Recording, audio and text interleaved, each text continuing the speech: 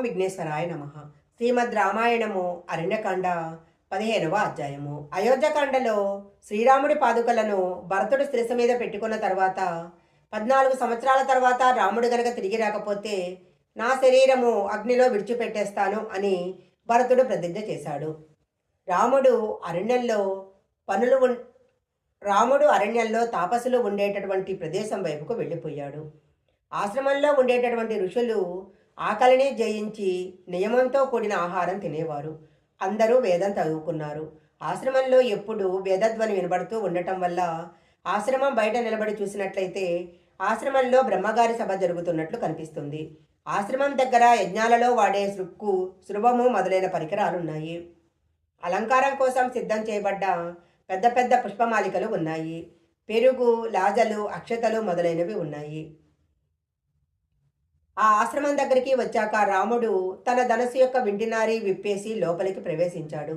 అప్పుడు సీతారామ లక్ష్మణుల సౌందర్యాన్ని చూసి ఆశ్చర్యంతో ఋషులు విస్మయులై అలా ఉండిపోయారు. బ్రహ్మ తేజస్సు ఉన్నటువంటి ఋషులు ఆనాడు రాముడి తేజస్సు చూసి అలా ఉండిపోయారు. అప్పుడు ఆ ఋషులు, మహానుభావ, మేమందరము నీకు నమస్కారం చేయాలి. ఎందుకంటే నువ్వు రాజువి, రాజకుటుంబం నుంచి వచ్చిన వాడివి. ఇంద్రుడి యొక్క అంశలో 4వ వంతు అంశ రాజులో ఉంటుంది.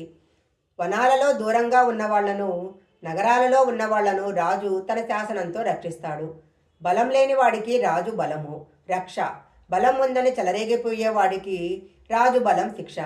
రైతులు, వర్తకులు రాజుకు పన్ను కట్టినట్లు మేం కూడా పన్ను కడుతున్నాము. మా తపస్సులో రాజుకి 6వ వంతు వాటా వస్తుంది. నువ్వు ధర్మాత్ముడవి, నీకు ధర్మం తెలుసు.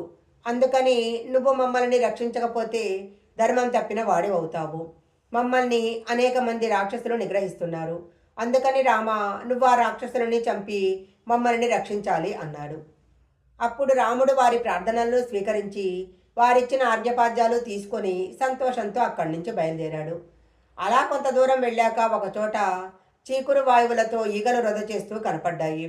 అయితే అక్కడికి దగ్గరలో ఎవరో ఒక రాక్షసుడు ఉండి ఉంటాడు అని రాముడు లక్ష్మణుడితో అన్నాడు. ఇంతలోనే లోపలికి వెళ్ళిపోయిన కళ్ళతో, భయంకరమైన కడుపుతో, పర్వతమంత ఆకారంతో, పెద్ద చేతులతో, అప్పుడే చంపిన పెద్ద పులితోలును ఒంటికి చుట్టుకొని ఒక శూలాన్ని భుజానికి ధరించిన వాడై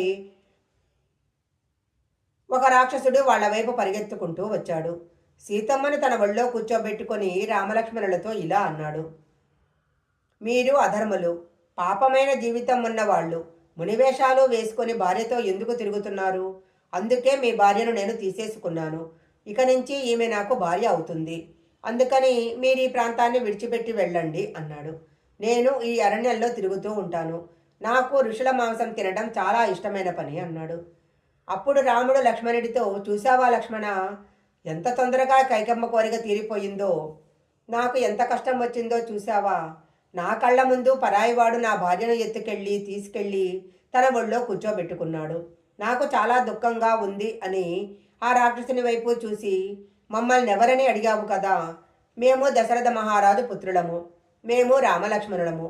మా తండ్రి గారి మాట మీద అరణ్యాలలో సంచరిస్తున్నాము. ఇంతకు నువ్వెవరు అన్నాడు రాముడు. అప్పుడు విరాధుడు, నేను జపుడనే అతని కుమారుడను. మా అమ్మ పేరు శతహ్రద.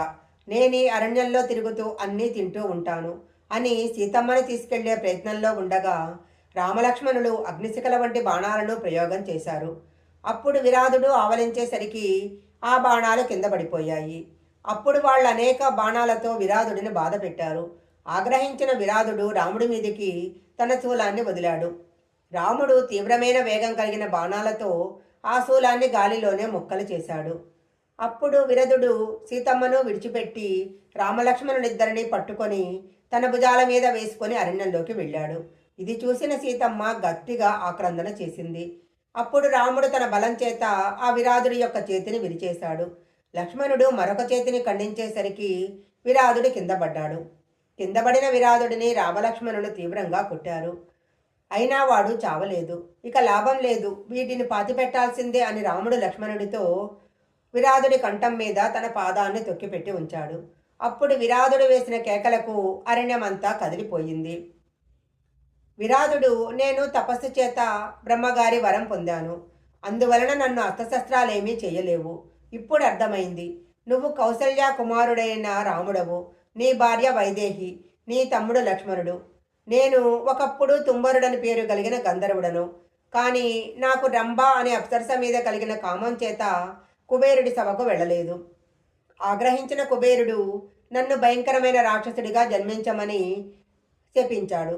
అప్పుడు నేను శాప విమోచనం ఎలా కలుగుతుందని అడగగా, ఎప్పుడైతే దశరథుడి కుమారుడైన రాముడి చేతిలో నిహతుడివి అవుతావో అప్పుడు నువ్వు శాప విముక్తుడివై స్వర్గాన్ని పొందుతావు అని చెప్పాడు. కాబట్టి నన్ను ఈ గోతిలో పొడిచేసి సంహరించండి. ఇక్కడి నుంచి 1.5 యోజనాల దూరం వెళితే శరభంగ మహర్షి ఆశ్రమం ఉంది.